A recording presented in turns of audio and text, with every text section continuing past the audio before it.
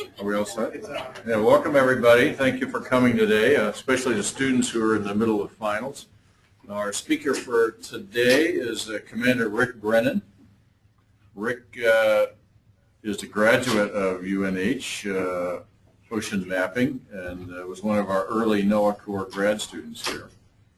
Rick and I have worked together for many years, all the way back into the 90s when he was officer in charge of the Bay Hydrographer. And then later, of course, after he was here, Rick was the CEO of the NOAA ship Rudy and then the XO of the NOAA ship Fairweather. I get that right, don't I? Yep. And so now Rick is the chief of NOAA's Atlantic Hydrographic Branch, and he's responsible for taking hydrographic survey data and preparing it for nautical charting. So he's going to talk to us today about a nautical cartographer's perspective of displaying hydrographic survey data. Thanks, Andy. Well, it's a real pleasure to be back. So as an alumni, it's kind of interesting being back on this side of the fence and I guess sort of being in the hot seat on this side. So I want to thank Christy and Garrett for inviting me. And when Christy invited me, she said, I said, well, you know, what do you want me to talk about? And she's like, oh, well, tell us about the research that you're doing. And I was like, okay, well, I'm not really doing any research. So we run a production shop. And so we make maps, and we make them like, you know, a Model T Ford. You know, we bring them in, and we're constantly pushing them through the system because we need to get them out. And so I guess, I don't know, I think you asked me, what, back in September, maybe, somewhere in there. And so I've had a lot of time to think about it, and I was still calling folks up here going, so what do you think I should talk about? This was all the way, you know, maybe middle of last week. So I can't say that I've thought anything better of it, but the thing that did evolve was, everybody up here probably has a real data acquisition centric viewpoint on things, and a hydrographic viewpoint as far as actually acquiring the data, and we focus a lot. That's what I focused on when I was here, and so I think after conversations with a few folks, like, well, you know, tell us what you do, because seeing what happens to the data downstream and how it might diverge from how we might use the data here would be interesting. So that's what I'm going to, at least what I'm going to try to do today, and I hope I don't put you to sleep because I know it's late in the afternoon and there's a few exams that I've heard that have been out, so I know folks were, you know, probably up late last night working on those. So we're at the Center for Coastal and Ocean Mapping. Right, so mapping is in the name, so I kind of gave it away with my slip of hand there. So I guess the question that I would put out to you guys is, you know, is what defines a map? What makes up a map? How do you know what a map is when you see it? I mean, so this is an interactive thing. You can you could give me something back on this. Come on, Bree. You know, I get to pick on the NOAA people because I outrank them, most of them. Anything that helps to orientate yourself geographically is a map. Right. And so, but I mean, it could be anything, right? It could be a map of the stars, right? It could be a map of sediment types. I mean, a lot of folks here are working on that. So, you know, the map would show what the various sediment areas are. So, anyways, without getting too pedantic about it, you know, this is what Webster says, you know, about it: a representation usually on a flat surface as of the features of an area of the earth or a portion of the heavens, showing them in their respective form, sizes, relationships according to some convention of representation. Okay. I guess that sort of captures it, right? So is this a map then? No, I mean, thank you. I'm glad you agree with me on that. Because this was I've heard a lot of people say, well, you know, you get the grid and you're done, right? You don't have anything else to do. There's nothing else to do once you've got the grid. So, you know, my question is, you know, which way is up on this? Where's north at? Nobody knows, right? And what's up and what's down? I mean, as far as vertically, z-axis, I mean, is red up? Is blue up? I mean, is blue shallow? Any intuitions on that? Anybody want to wager against? Well, for a chart, it's the white is the deep. if it were a chart, exactly, yeah. Right? So So anyway, so then I went to Wikipedia because I figured, well, let's see what Wikipedia says. So I think the interesting thing is that these cartographers, kind of a little with a slur, typically place such information in otherwise blank regions inside the map. And so they put a cartouche, the map legend, title, compass rose, bar scale, etc. So these are all the things that I think, kind of surround it that help you, like Yuri said, that help orient you. So, we go back to this and ask the question again, is this a map? And I was hoping that you might say, oh, yes, that's a map. But since you didn't, we'll keep playing along. And so here's what the data looks like if it were north of. So this is north up of that same thing. I just did a little twist on it just to see if I'd get anybody to bite, but you guys are too smart. I'm glad. And I reversed the color map. So in the previous one, the shoal stuff is blue and the red stuff is deep, just to throw a little zinger at you. So this is the data. But again, I would say I agree that no, it's not a map. And so what are some of those elements, that need to be on there? And this becomes particularly important for us as we're acquiring data out on our ships, because a lot of times we'll have constituents that will say, hey, you've just finished that survey, I want to see the results of it. And so, I've seen a number of my junior folks, they'll say, okay, here it is. And you're like, well, wait a minute, how do they know it? They don't know anything about it. You have a picture there. It's a pretty picture. So you need to put these things on it. So you need to know what your distance and scale is. I mean, and I should say that I'm talking about if you're doing a paper representation. And so, but these are all things to keep in mind when we're talking about the electronic world as well, because you need to have some means of knowing this if you're using it for some purpose, right? So we're going to just pretend that we're in the paper world, and I know most people here don't probably even deal with paper anymore, but there is a significant portion of the population out there today that still uses paper. I know it's a surprise, but they still use paper products, paper maps, even if it's an electronic paper thing. So I count PDFs in that version. So you need to put distance or scale on there, some way that you can know, okay, well, this is how far a mile is, or a half a mile, or a kilometer, or whatever. You need to know where north is at. You need to have a legend so that well, red is shallow, blue is deep, or the other way around, or whatever color map you're using, whether it's jelly or space or any of those other ones that you can pick in the various programs that you have.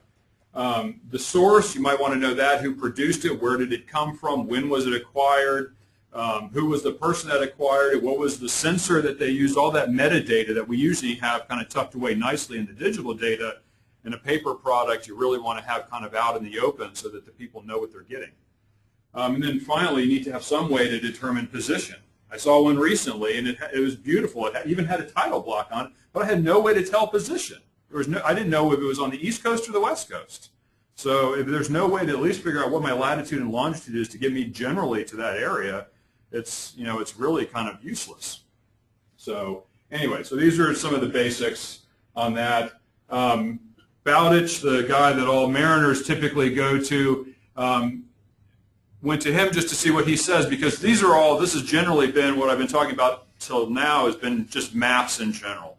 But what we make are charts. And so maybe that's a pedantic nuance in there. What's the difference? A map, chart, road map, who cares, right? Well, there is a bit of a difference, and it's one that, that we take pretty seriously. So, you can read all this, but ultimately it shows water depth, shoreline, land, topographic features, aids to navigation. One of the big things is at least for the paper chart and how it's used right now, and this summer, as Lee will tell you, it's about to change because they're going to make E&C's mandatory, electronic chart carriage on vessels mandatory. But up until now, most mariners that you see, particularly on the smaller class boats, tugs and barges, ferries, a lot of those folks are using, still carrying paper charts as the primary means for which they use to plot position. I mean, they'll probably have a computer plotter off to the side, but it will not be a type-approved ECDIS. It will be some ECS system. And so, but what they're doing is typically, I mean, as I was taught, you are actually plotting your course with pen and a ruler and parallel dividers on the paper. And so as that, it becomes, the other key thing here is that it ends up being a legal document to show where you had come from, where you were going to, how much speed you were making, were you on the intended course or were you not when something happened. So, if you hit another vessel and you weren't on your intended track line, that chart is going to be confiscated, and it'll be, you can probably see it again when you're in the courtroom. So anyways, just as an interesting point in case.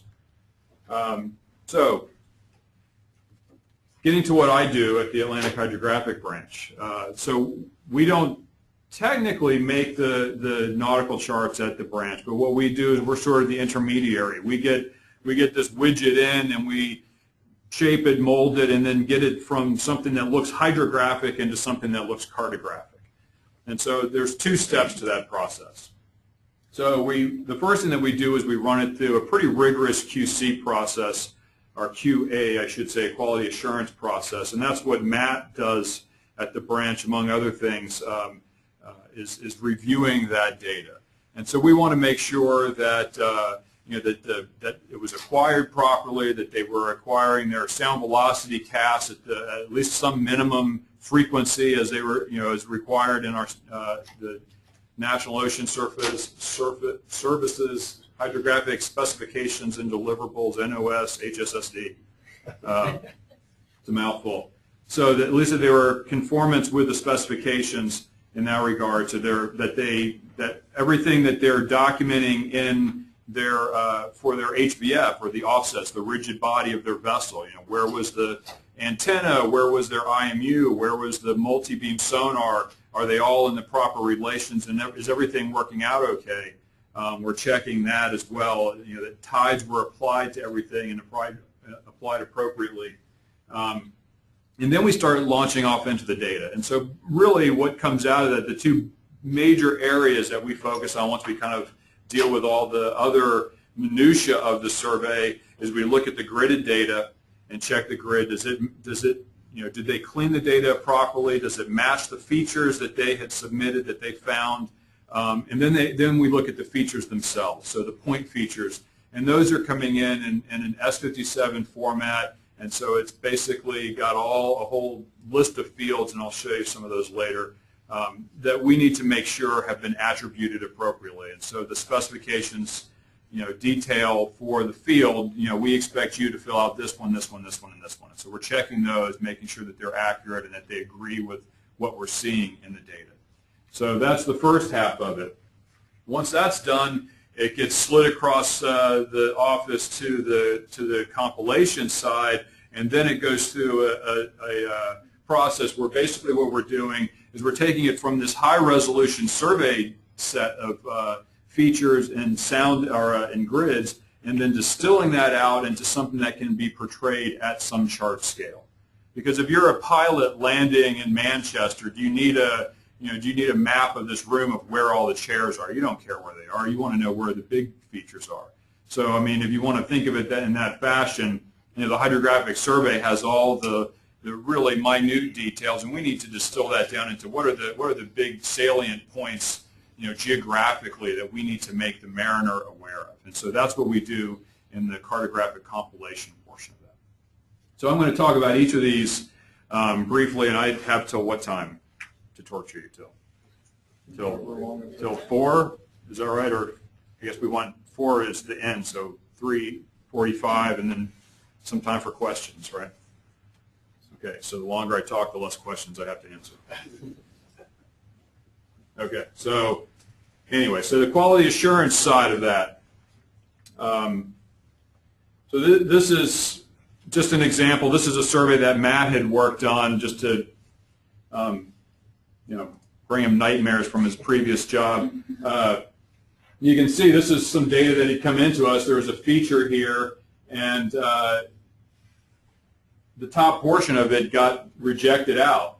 And so we saw something in there, and as far as we could tell, all of this looked equally as good as all of this did. None of it looked really great, but after reviewing it, I think we found that it was from multiple passes, so whatever was there was there in multiple passes, so it seemed like it had some permanency on the seafloor and had lots and lots of points on it. So anyway, so we had to come back in. Oops, wrong button. So had to come back in and re-accept that. So we're getting into the data at that point, at the point level, making sure that that the grid honors the data. In this case, there's no way it could honor it because the points had been rejected. This is another interesting case where that same survey had, due to some tuning issues, and it was a newer version of a particular sonar that I probably shouldn't name. We were getting a lot of side lobe returns here, and you can see there's sort of this characteristic parabolic shape here and here, and so these were happening randomly. When they would pass from one substrate to the other, might go from a soft mud to a harder seafloor, and the sonar wouldn't adjust its gain and power settings quickly enough, nor would the hydrographer who was acquiring it, and so you would get these crazy things. And so they were in the data, and ultimately, I think based on I think a lot of work that was done, folks were just gridding it up. And when you look at this in the grid, and I'll go to that, you can see the points in the grid here are points in the data, but the grid actually kind of comes up in a sort of, well, at least here, it's sort of a believable fashion. So if you looked at just the grid, you would go, well, I'm in a rocky seafloor. This was acquired off of Block Island. And so there's all sorts of glacial erratics. All these are real, real rocks all over the place. So, you look at that, looks like it could be real. So just looking at it in the grid, that was the case. I mean, the way we found this, I believe, Matt, correct me if I'm wrong, was, I think looking at the surrounding depths and, looking at what the chart had previously, and you look at that and you say, wow, that's, that may look real, but the chart had 36 feet there before. Now it's only 15 feet. So I think when you went in and did a second evaluation on it and started looking at the sounding data, we're like, well, no, and that's what led us to some of these sonar-related issues. And then once we started looking for those, we realized they were everywhere in the survey. And Matt got very friendly with the survey for quite a long time.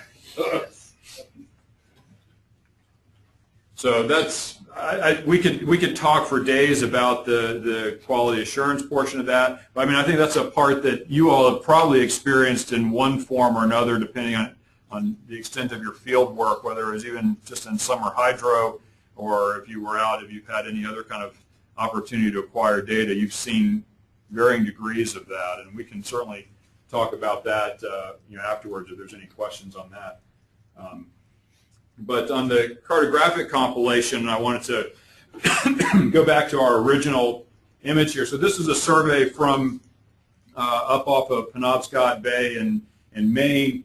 And so this is what we would start off with. So this was a very clean survey. We had a nice clean grid from that. And so once it comes over to the cartographic side, this is where we would start, among others, at least for the sounding selection. So I'm going to run through sort of what we do there as a, just as a quick primer on how we do this. So we would start with a grid, and from the grid we would extract what we would call a survey scale set of soundings.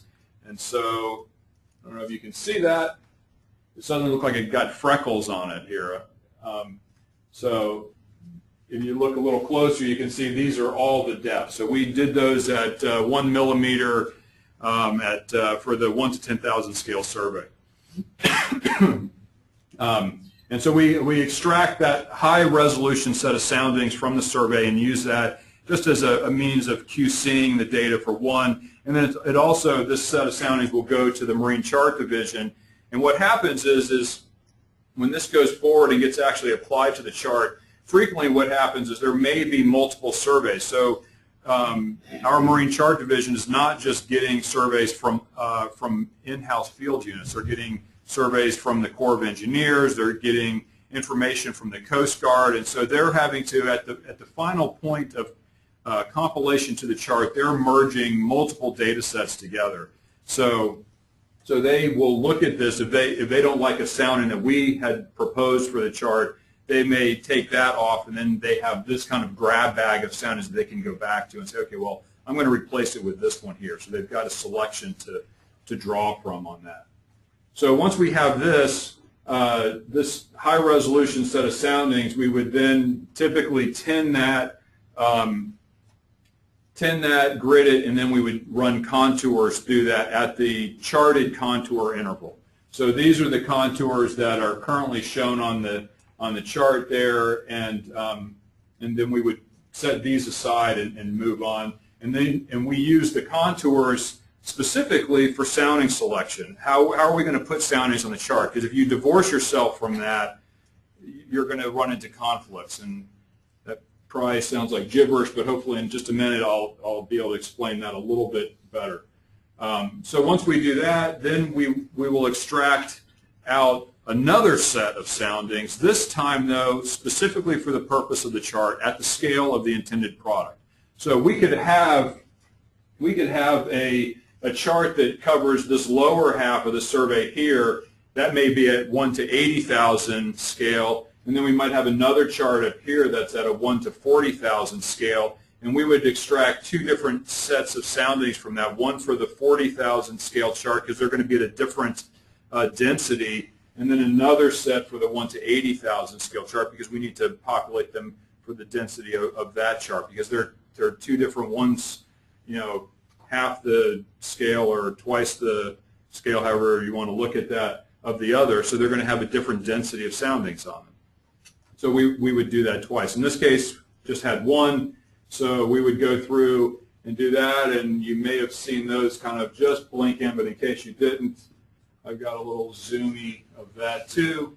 So here you can actually see these are all the survey scale soundings, and this is the density soundings that would actually make it to the chart, these ones that are in red here.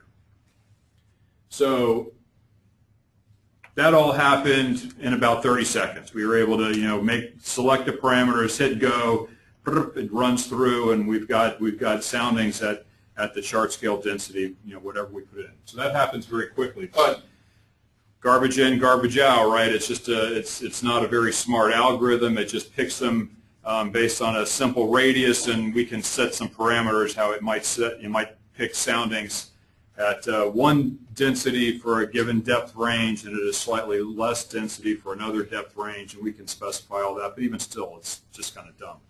It doesn't have anything fed into it. So what that means is that we then have to go in and do some cleaning out. So what we'll do initially is we'll take that and just tin those soundings that are going to go on the chart, and we'll use that just to kind of see how they're spaced. And if it were just a flat seafloor, no changes in bathymetry at all, we would expect to see a really nice uniform grid of soundings. But clearly that's not the case for this survey. And so you'll start to see things here where you get odd, density here. So you can see your triangles start to get kind of small and bunched up here. You get some down here where there's a very long leg of the triangle. And so that means that basically the spacing of your soundings is spread out in there, and there's something going on as to why they're not selecting normally. I mean, you've got another odd polygon here, and then you also can see kind of right down here, there's somewhere it's sort of spanning across. And when I bring the grid in, you can see, what it's doing. I mean, it's basically, it's a shoal extraction. It's looking specifically for the shallowest points, shallowest soundings to extract. So it's going to go right across these high points here and these high points here, and which is fine. But the issue is that then it avoids this. So if a mariner's looking for the deep water, and we've just shown them where all the shallow water is, well, we've only done half the job, right? We also need to show them where the deep water is. So I'm not sure you can actually make it out, but the black soundings here are the ones from the initial run through, and then the red are ones that we had to manually come back in and drop in to fill those in because there was pretty much just a gap running right down the center here. So that's one instance where we would have to go back and manually edit that selection in order to make that work for the mariner and to identify not only the danger spots or the shoal areas, but also the navigable areas, which are the deep areas. So another issue that we have, let's see, what was this one? So we do want to show the shoal list, and sometimes it gets carried away with itself and maybe looking specifically to make everything match. And so ultimately, I think the algorithm is looking, if it can, to make equilateral triangles when it starts picking these things. And sometimes it has a tendency to jump over things. And so we don't want to, in any of these triangles here, we've got a 50, a 92. We wouldn't want to get anything necessarily shoaler. So in here, you can see we've got a little bit of a shoal area right here. And if you look, there's an 86 right there. And so I think the point is that we would ultimately prefer to have this 86 shown. I believe that that's what we did on this one. So yeah, so we brought that 86 through. So that's the other reason for having this high density set. We can kind of come back and it's just a quick visual check to make sure that the algorithm was really doing what we thought that it was doing. So that was one, and then this is the other. As I said, we cut the contours in, and then we need to come back and take a look. And so one of the things that we do not want is we don't want a sounding on the contour. So this is the 120-foot contour, and then it shows a 120-foot sounding right on the contour. So we don't want to put that there. That's going to be labeled, or if it's in the E&C, it'll have a Valdco of 120, so we'll know that it's 120. So really what we want to do is pull this back so you can see there's 120 there. And we also want to be able to, put some soundings on either side of this that's going to help inform what that contour is. So, we need to have, so you have all the soundings that get selected for danger, but then you need to have some that either fill gaps or that show deep water or that help to identify the contour. So we'll put some, usually if we have a run of a contour, we like to have some soundings on either side somehow distributed across it. At least will inform the mariner that, okay, if I can't find the label for this contour here, I can kind of determine, looking at the sounding set, what that contour is graphically speaking. So when we do that, you can see that the 120 comes in, and then also we try not to manipulate these contours, so we want to get one that fits nicely in there and doesn't overlap graphically because they can interfere with each other on that from a visibility and readability standpoint. So that's pretty much sounding selection, I believe. What was this one? So we had this one was pretty complex, and there's some areas here and all over here where there were a number of big gaps in that, and so I guess my other one is not coming out. Okay, so anyways, if my other graphic had popped up, you would see that we had populated soundings in here to fill this gap. This is a large void here. And then we had some shoal soundings here. You can see we've got a 99 here, a 93, but in between this 99 and 93, we've got a 91 there. So that's bad juju. You really don't want to have, show two shoaler soundings when you've got, or two deeper soundings when you've got a shoaler one in between, right? So you want to make sure that you're showing the shoal lists in all cases. So anyway, so this is probably half the battle for us. One of the things that we've been working on is trying to make this a more robust process that we can do automatically. But right now, I would say that we probably get about to the 70% mark on this automatically. And so the other 30% say, and it depends on the complexity. I mean, we may get farther if it's a really simple, flat seafloor, but a complex survey like this took a lot of work on the sounding selection, a lot of manual work, and we're trying to cut that out if we can. So, so one of the things that we're looking at is being able to make the sounding algorithm more intelligent about about features, because we don't want to put a sounding on a feature because the feature is already there. So that's duplicate information in the same geographic position. We don't want that. We want it to have knowledge of contours as well, so it's not populating soundings on contours.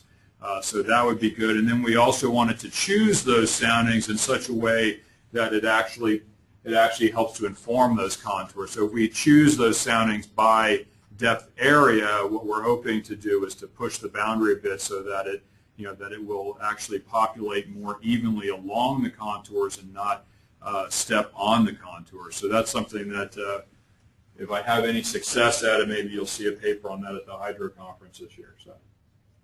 So sounding selection.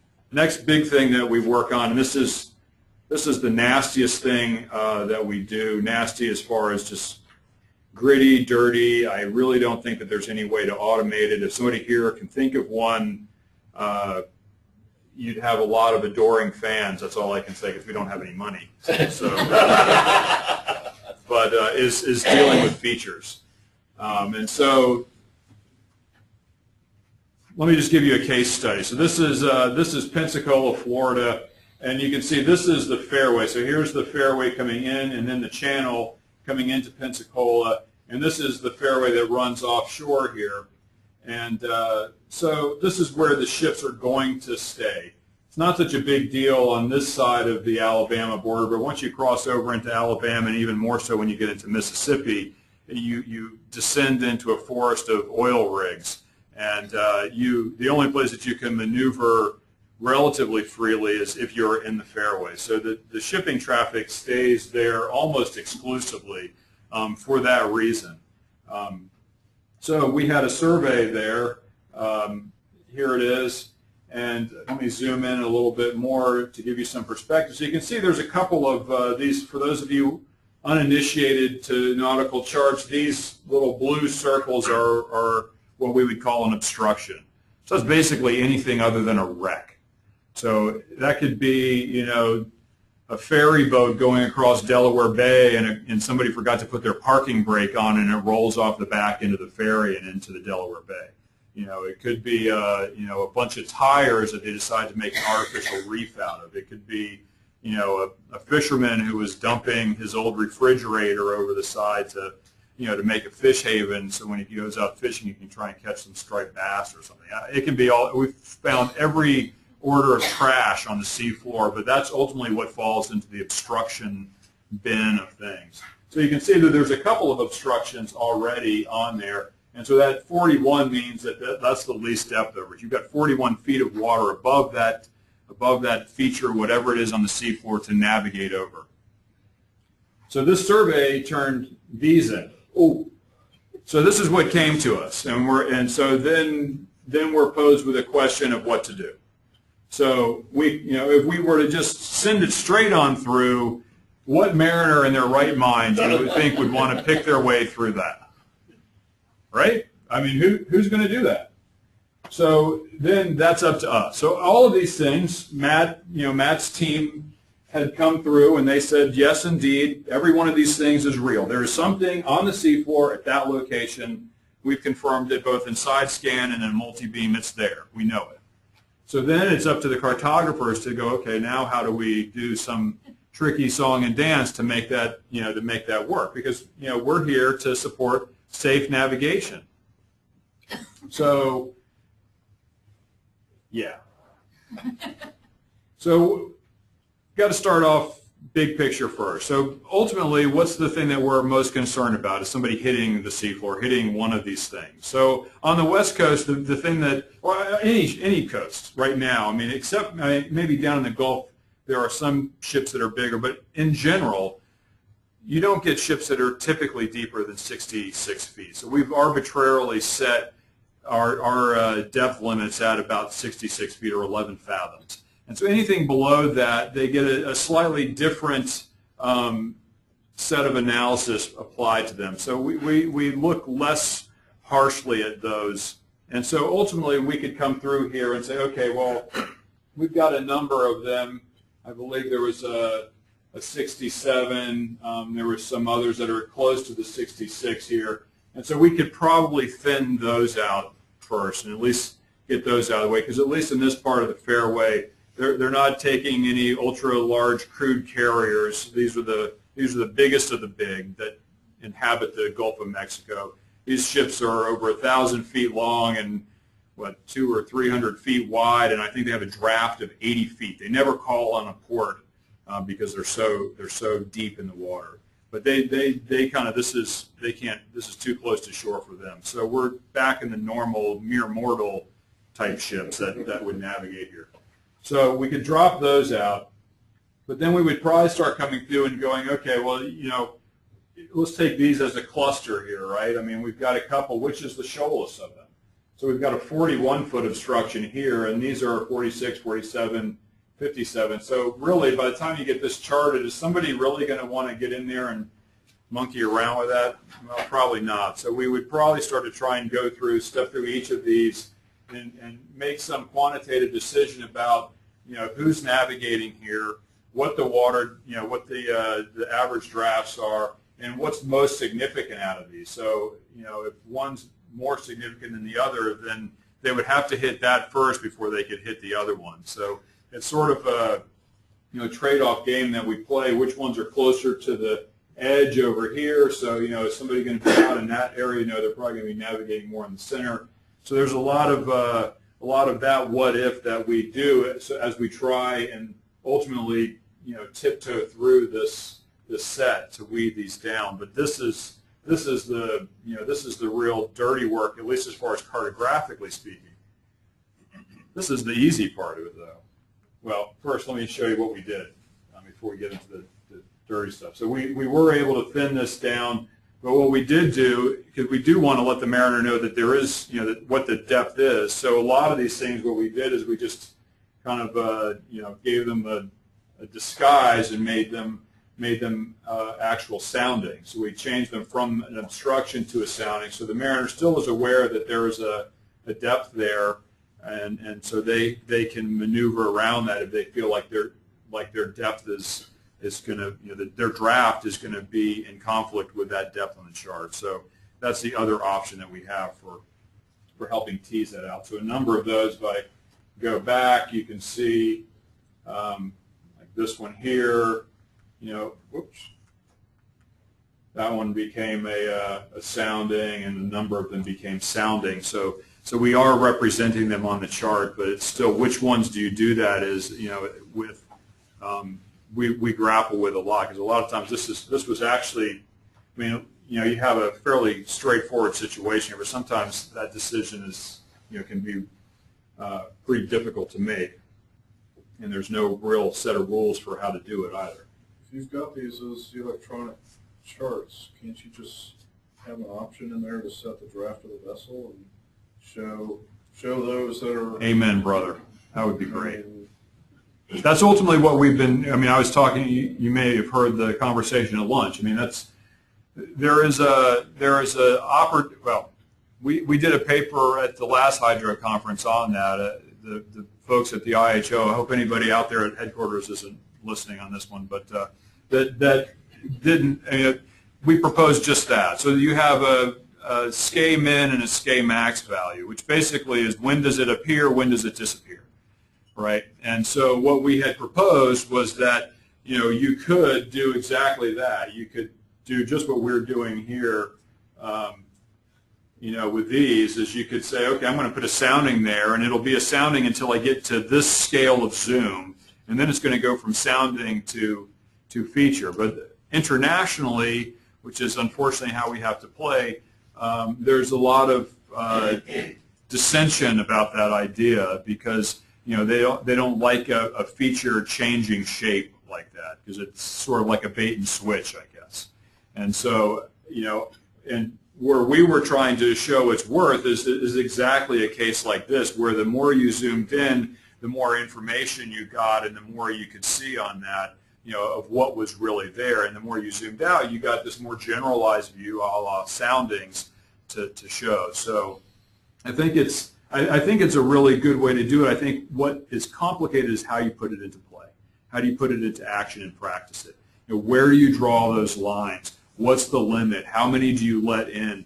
It sounds really good here, But I think That's the reason it's prohibited. There's so many different ways it could be done. There's no agreement on which one to use. so it is a bit of a sticky wicket, but I think as we move more into this Google Earth type of a paradigm of viewing data, I think more and more people will become comfortable with that, and I'm hopeful that that's the direction that we'll go, because I think it is the way to do it. Just put it all in there, and then just set when it's viewable and when it's not. So, yes. Two questions. The first one is, do you keep metadata on the soundings? How do you keep track of, which soundings you've decided to keep and throw away, and why? Are there notes attached to soundings so that you know what the decision was in making that? Soundings are a little bit more generic. They don't carry quite as much metadata as the features themselves, but you're exact. I mean, that's what we would like to do. We would like, particularly for these kind of critical soundings, I think we would like to carry more metadata on them so that they're not just it's not just a run-of-the-mill sounding. This is a special sounding, so that you would have a greater level of detail on that, so that you would know that it had, it had some chameleon capabilities there to switch back and forth and change its colors. So the other question I had was, and I think I know the answer now, but have you ever done like a historical look at what the effect of the changes were? I mean, if you're making these changes and the chart has changed, have you ever been able to kind of gauge if it's had a positive or a negative effect on the traffic in that area? Hence, we haven't to date, but a lot of the work that Kurt has been doing here with AIS, we've been getting a pulse on ship traffic that we never had the ability to do. And right now I'm working on a project down in the Chesapeake where they're wanting to put in a wind farm right off the Chesapeake Bay. And so, the wind energy folks came in and said, well, we're just going to take this plot right here and did it sort of in absentia of all the people that drive ships. And so then the ship drivers caught wind of it and like, well, wait a minute, we navigate there. It might be nice to have us, leave us at least a way to escape the barn here. And so we've been in negotiations on that. And when we started using the AIS, what we found was there's this Navy surface danger zone. And if you're sailing on the water, you don't see anything out there. You might see some Navy ships kind of milling about smartly, but when you look on the chart, it's a big magenta, kind of pie-shaped area there. And the way that pie-shaped area happens is the exit for the Chesapeake Bay comes like this, and then this big pie-shaped thing comes up in, and it has all this kind of, ominous sounding verbiage about, guns and bombs and torpedoes and stuff, but then it says, in the fine print at the bottom, it says, well, but as long as you don't linger in there, you'll be okay. So go ahead at your own risk.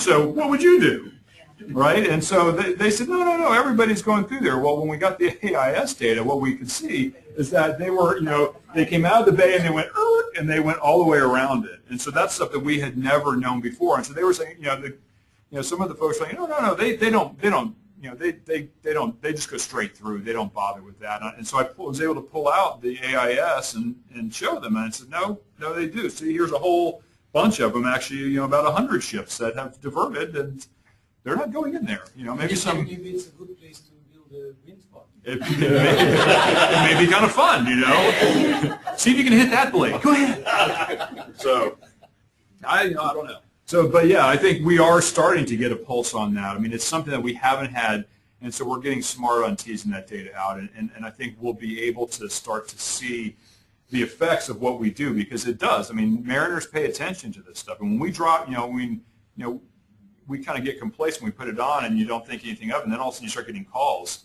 That there's something wrong, and that's happened before.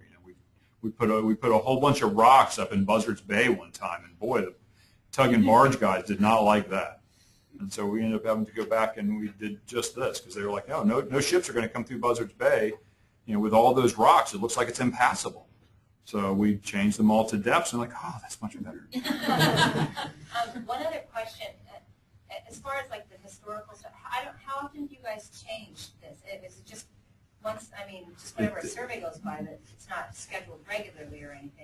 it's not. I mean, well, it depends. I mean, we have 1,000 nautical charts and 50,000 square nautical miles of critical area, just to rattle on. That's just critical area. And then I forget it's up in the millions of square nautical miles if you go all the way out to the EEZ, blah, blah, blah. So, the amount that gets resurveyed a year is, I think, only on the order of what, Andy? I think it's like about 5,000 to 10,000 square nautical miles. Yeah, I think it's more in the 3 is what we've been hitting regularly. I think we'd like to get to 5. We'd love to do 10, but I think we're only doing about 3. So, of that area, it's I guess I was just wondering if, like, say this area was surveyed, once every 3 years or something. right. Do you find that, and I don't know if you could check this, but do you have to overlay a map to see what's changed? But do you ever find like, oh, that wreck was moved and we put the sounding here, and oh, now it's back there again, and because of the arbitrary way that you decide. We've a couple of things. Yes, we've seen. I mean, we've seen one. We've had some wrecks that we do survey. I mean, there's some areas that do get surveyed regularly enough that we would have the data, the full resolution digital data still in house, and so we'll go back and go, oh, look at that. And so some of them you'll see if they're on a slope, you can actually see them sliding down the slope. So because there'll be this kind of trench behind them that they're leaving as they're sliding down. Other ones that we've seen, and I think Larry had seen this on the Martha's Vineyard surveys that they were doing, that there was a wreck right in the middle of that would, just from day to day would cover and uncover. So one day the wreck was there, and then the next day it was gone. And so it was just because the sediments were so transitory on the seafloor. So, yeah, we do see that, in those areas where we have that frequency. So, Larry, anything? It's a similar question. When you convert a obstruction to a depth, is that depth an asterisk or just some sort of? It gets nothing. It looks the same as all the others. Looks the same as all the other depths. And that's, that's something that we're moving towards keeping that documentation. But right now, there's we've been undergoing a pretty big cultural change, I think. Because we're shifting, just like the maritime community is shifting, of trying to phase out paper and bring in the digital. We've been doing it for a while now. So it seems, that probably seems odd to say, but I think we're moving towards having a database approach to those, and that's what we would want, is to have something that could track that. Okay, well, to do exactly as you say, have an asterisk by that so you knew. So,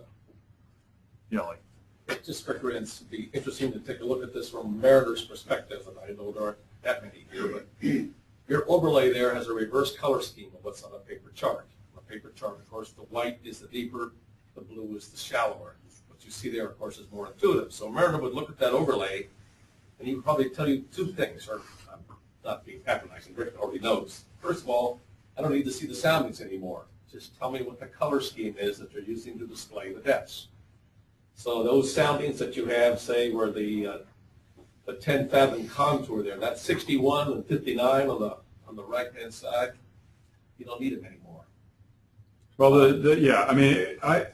I went in and I think it was. But Rick's doing this for chart purposes. What I'm saying is, as an overlay with an electronic chart, you can just use that color scheme.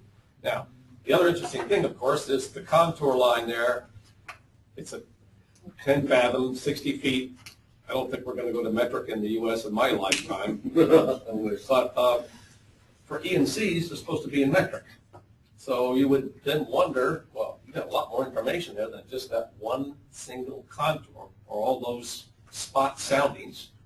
The blue, I'm assuming, is, I don't know, Rick, there's no legend there, but it's certainly deeper than 60 feet. And the reddish brown is certainly shallower. But you've got a whole lot of stuff in between that gives a lot better indication to the mariner of what's going on the seafloor. Now, when you look at the obstructions, any mariner would say, those are really areas, not just points, but areas of interest. But unless my vessel is, say, drawing 50 feet or something like that, or 15 meters, probably not a real concern. So that provides a lot more information on an electronic chart than you would ever be able to get from a paper nautical chart. Rick's challenge is, how do you convert this to a paper nautical chart? Right. So, I mean, when Roland, where's Roland at? And Matt Plumley and I had all gone down one time, and we took all of this stuff to the Virginia pilots, and we were all excited. We took the chart of the future stuff, and we had grids and, very geo-zooey views of things. And the big Virginia pilot, the president says, "Son, let me show you. This is what I want." He did this. He said, "This is what I want to see right here."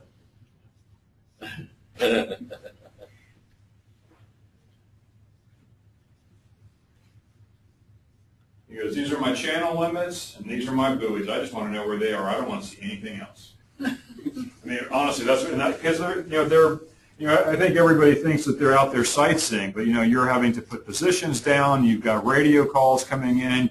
You're trying to plot the other ship that's coming out of the port as you're coming in the port on your radar. You've got the Thursday afternoon sailing regatta with all the weekend boaters out there, zipping across the channel, playing like the chipmunks here in the springtime, when they dodge back and forth across the road. You know what I'm talking about. I mean, that's what they're doing is you're driving this, 1,000-foot tanker into harbor here, and so they just want to know that I'm in the middle. I'm right here, and I'm good. So that's really about it. But what Lee's talking about is that as with this higher resolution data, we can do that.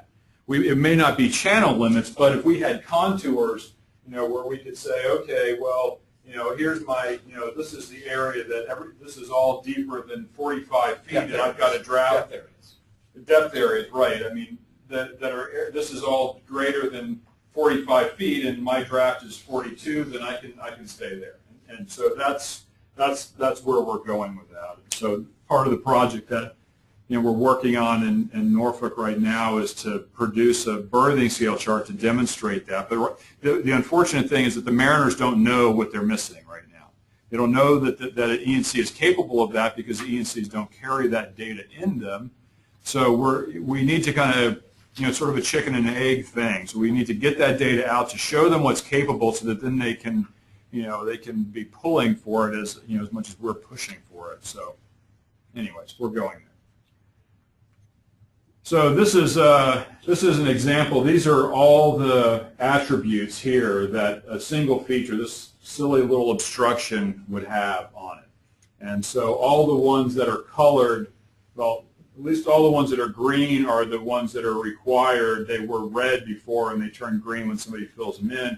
And then the yellow are conditional ones based on some other, requirements, conditional and or optional, you could say. And so we have to go through and check all these things, and there's no easy way to do this. Some of these fields can be automatically populated. Some of them through some smart filtering techniques, you can kind of sweep some of them up into a pile, digitally and do a change all to, say their source indicator and make them all, that they came from this survey. And there's some other slick little things like that, but a lot of it is just really tedious, boring, manual typing things in and slugging through the data, slogging through the data to do all this stuff. So this takes a lot of time, and so it's even more difficult when like down the Gulf is just an abysmal place to survey because there's so many offshore platforms. And so we've got some where, we had one recently with 300, in just a fairly small survey, 300 offshore platforms. And so you're trying to confirm, are they where they are? And we only know that by survey data. We don't, the tracking of where these things go. I mean, some of them move weekly. So you never know where they are and which ones are transitory and which ones aren't. So, doing all this for a survey with that many features can be really tedious and time-consuming. So, one of the ways that we're trying to change, I don't know if you can see this. This is some laser scanner data that we tested out in the springtime. We'd done this a while back, but the technology continues to improve, as does the software to manage that. So we took another run at it, and the interesting thing is for all those, anything that's sticking up above the water, traditionally, like here you can see this is the Thomas Jefferson, this is our office back here, this is our ship base down in Norfolk. But these are all dolphins here at this little tiny marina. So if we wanted to position all of these, piles here, and piles are the bane of a hydrographer's existence who's surveying, an important harbor environment. You would need to, typically you would kind of nudge up and either, depending on where your antenna was, you might get the antenna close enough and record a position that way, or you might have a backpack with a portable, I think maybe it was Bree that called it the rock wand, and you would reach out and anoint it as a feature, but you would go along and try and position that manually, each one of those things. So Inner Harbor of Norfolk, it's pretty tame in there, but some of the areas where Bree and I had been surveying up in Alaska, depending on the day, you may not, you probably don't want to get that close to some of these rocks, depending on the boat that you're in, and certainly, we lost a boat and one of our crew members up in that type of an environment, and it's something that we don't want to do. So this new laser technology allows us to stand off from that very safe distance, get multiple positions on this. I mean, if we look at that dolphin, we've probably got 500 points on that dolphin alone of where it's at. So we've got good correlation that it's really there, that the position is good. Otherwise, if we were doing that manually, you'd only have one single position that you have no way to know, was my lock good? Did I lose, did I only have 3 GPS satellites, so was it really good or was it not good? I don't know.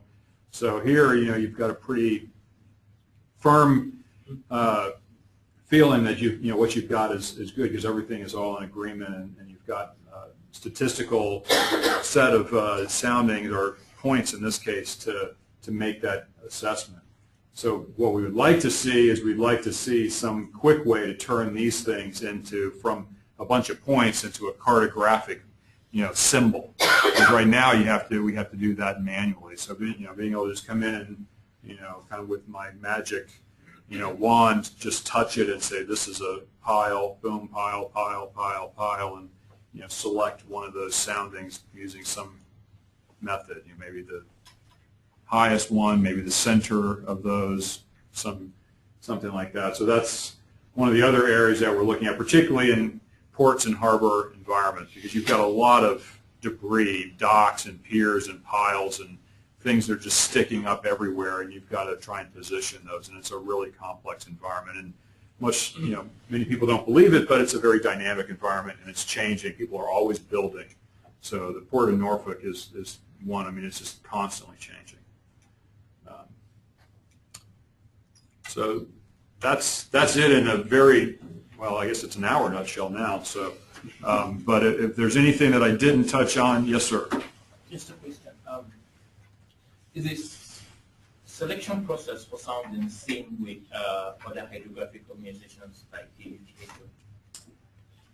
I would say yes. I mean, we're using Keras Bathy database to do that, and I know the UKHO is a Keras shop. I think they're using HPD, but the algorithms are the same. And so like I said, you can get fancy with it if you want. We have what we call an SSR table, a sounding selection radius. And so basically, we define for a given depth range, that we're going to use this at, you're going to select at 500 meters on the ground, and then, so from 0 to 18 feet, it's going to be 500 meters, and from 18 to 24, it's going to be 600 meters. And, we can do that, but even still, we got to, you got to go back and manually edit it. So that's why I say we're trying to get to the point that, to sort of an analog version, test out our, this algorithm that we have in mind here to see if we do it by depth area and we excise features out of it and do some other things, could we get a smarter solution and get us closer to maybe the 85 or even the 90% success rate, right off the bat automatically. like I said, right now, we're probably, depending on the complexity of the bathymetry, we're maybe in the 60 to 70 range. One more question. Yes, sir. I saw approximate position symbol on your chart. Oh, yes. What is your error margin for deciding that? Position obstruction? approximate? Yeah.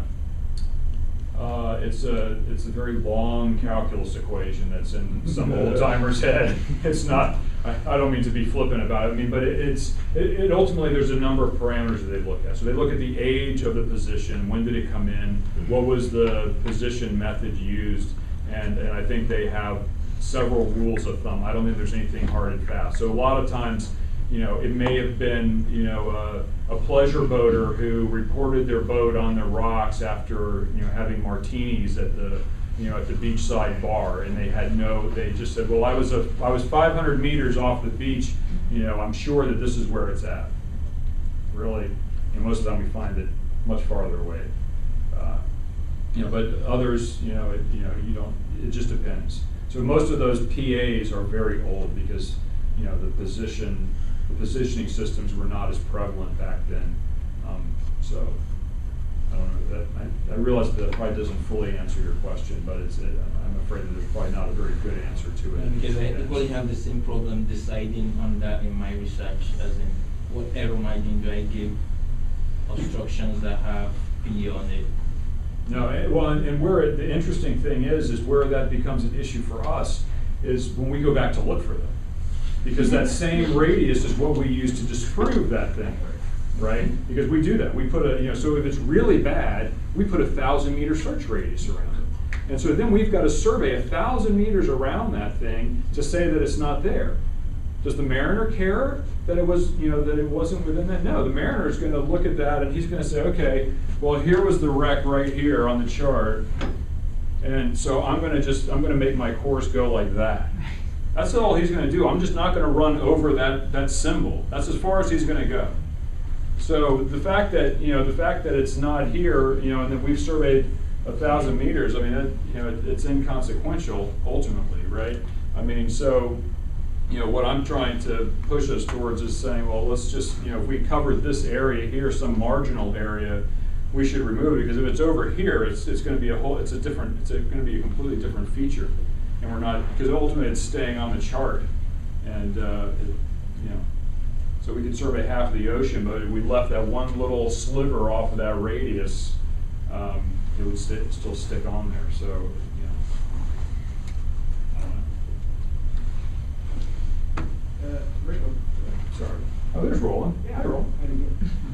the example you had about the obstructions and having too many of them, I mean, some of the solutions cannot be implemented because the S57 wouldn't have or this obstructions would be more important than the other or something like that.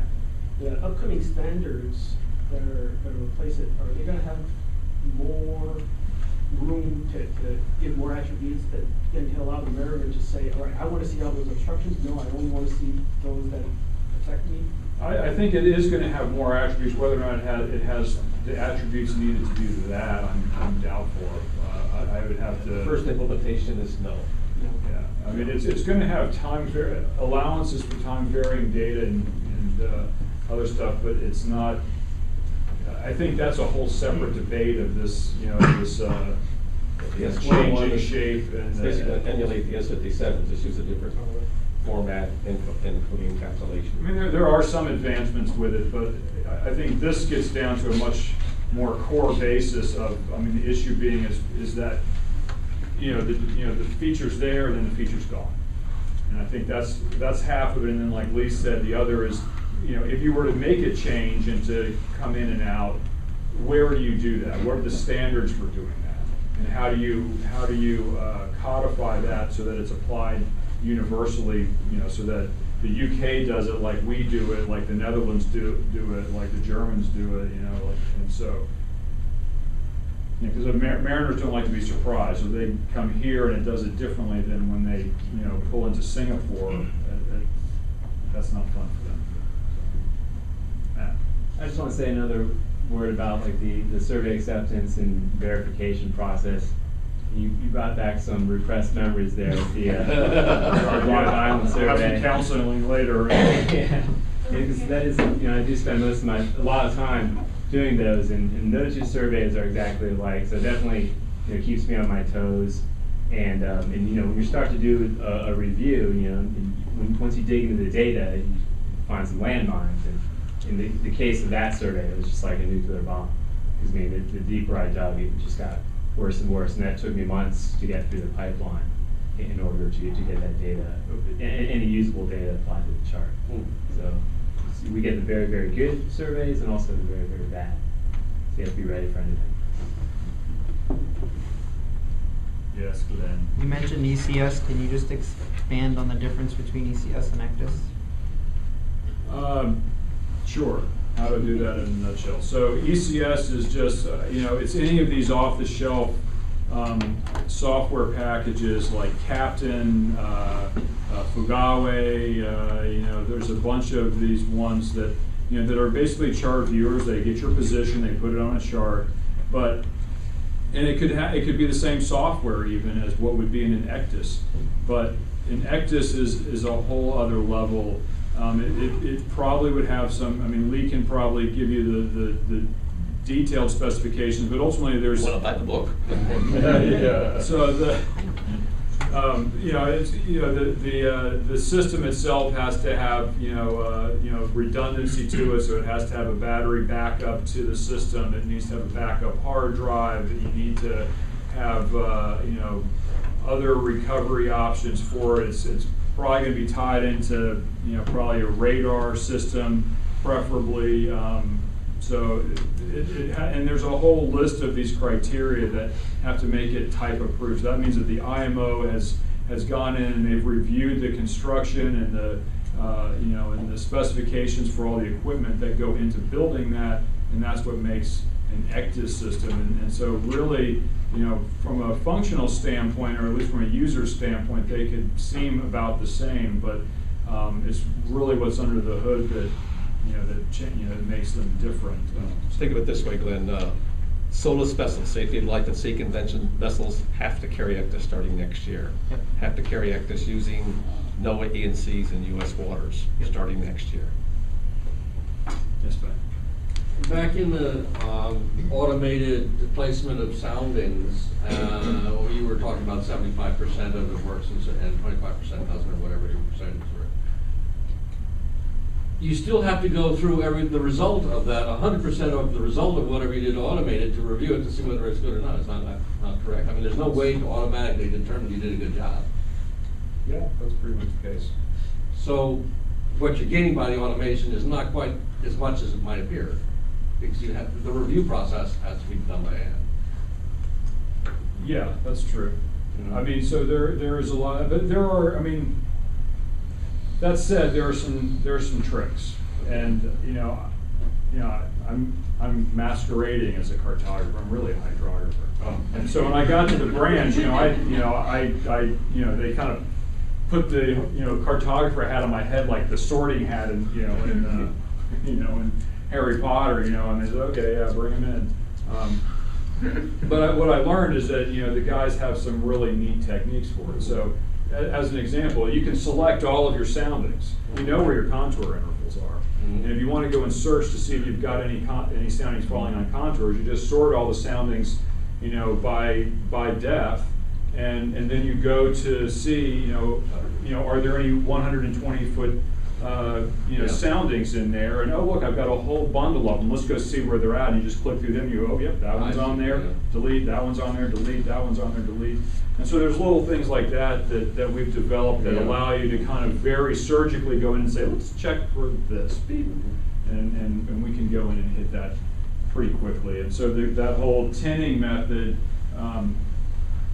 going back, if I can get to that, to this, is really the primary intent on this is when you look at it at this level, is pattern recognition, right? So you can look at it and see, well, are all of them uniform? And in this case, they're not. This is really kind of a jumbly one.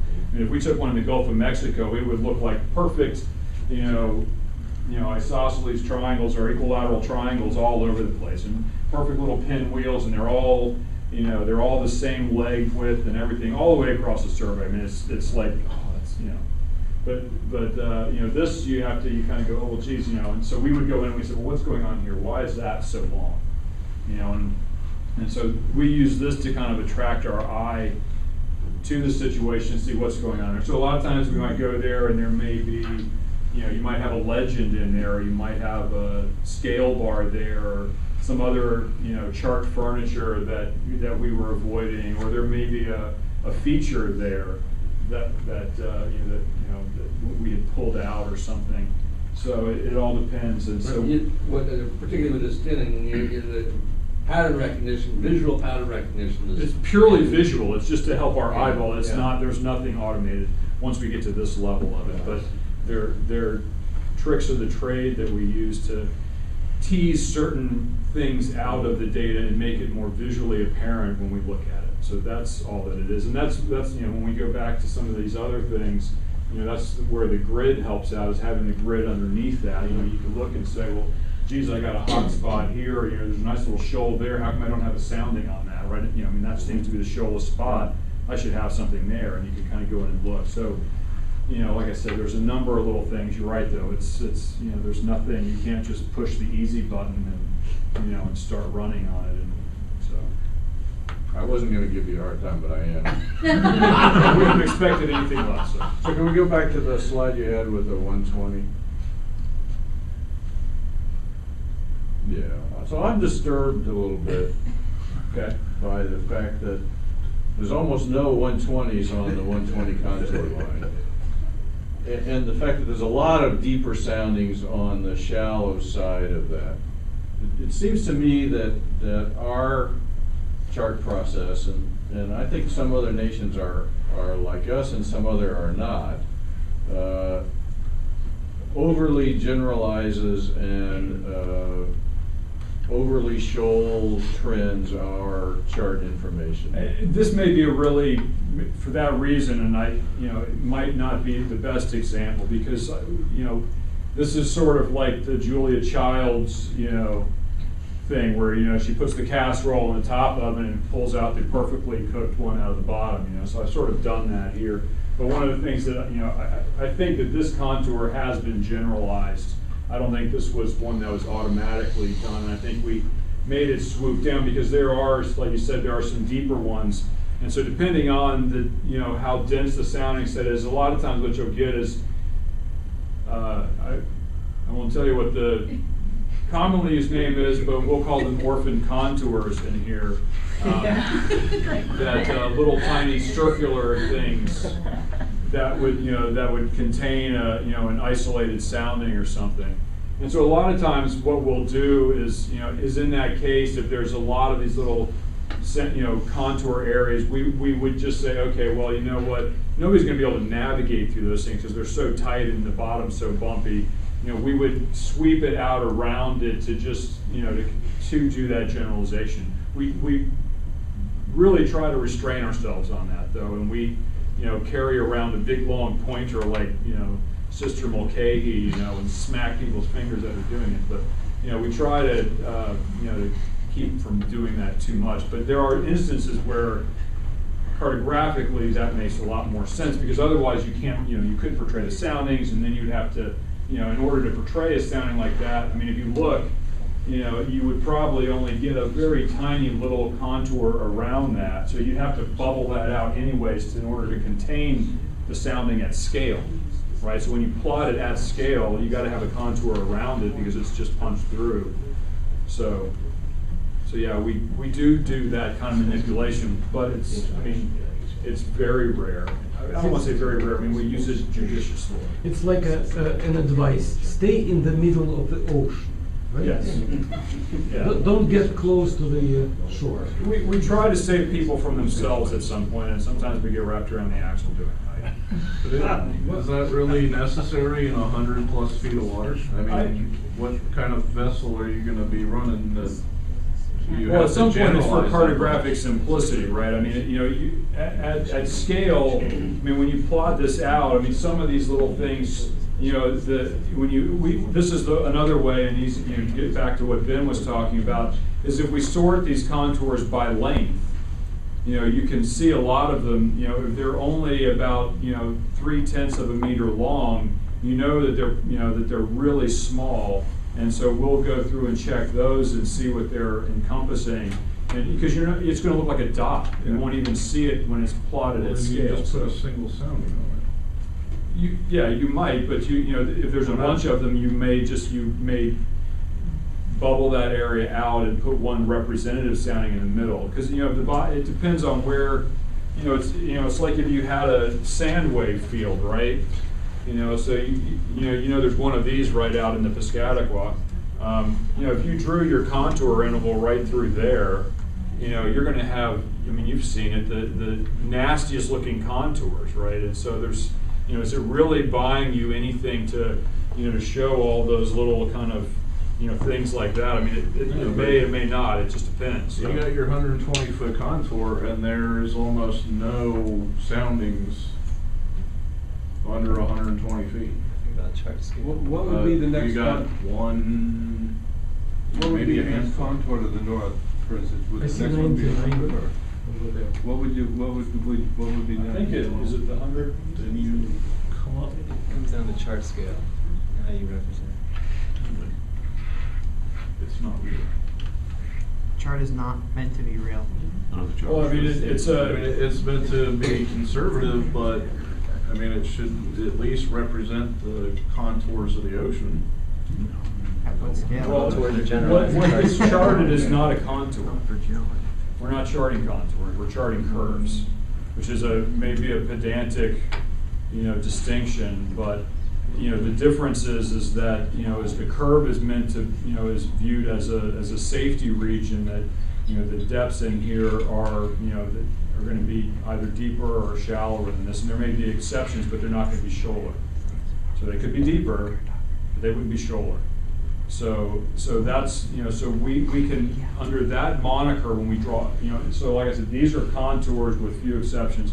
When they go back to MCD, they're going to probably generalize them more with that philosophy in mind as they do so. To make sure that it fully encompasses that. So, but it's for a different purpose. Just seems like it should be something we get away from. Well, I think when we go to what Lee's talking about, where you have an electronic version where you can have this, it makes it much easier electronically.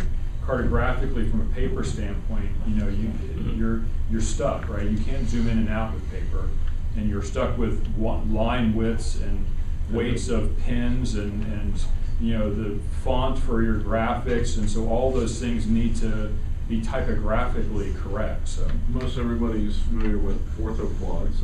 They do it. They've got contours and. what's the user for an orthoquad? Huh? I said, who's the user for an orthoquad? Hikers, airplanes.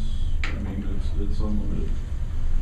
So Right, but you can apply the same thing to this. I would say that it's a different purpose. Yeah. How that data is being presented for an entirely different purpose than what we're presenting it for here. Try plotting your position on an orthoquad. It's not in order.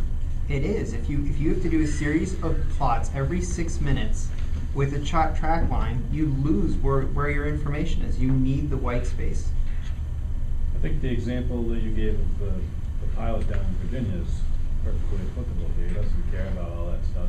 It's deeper than 120 meters. Yeah, they're very minimalists when it comes to that. They want to see only the details, ma'am.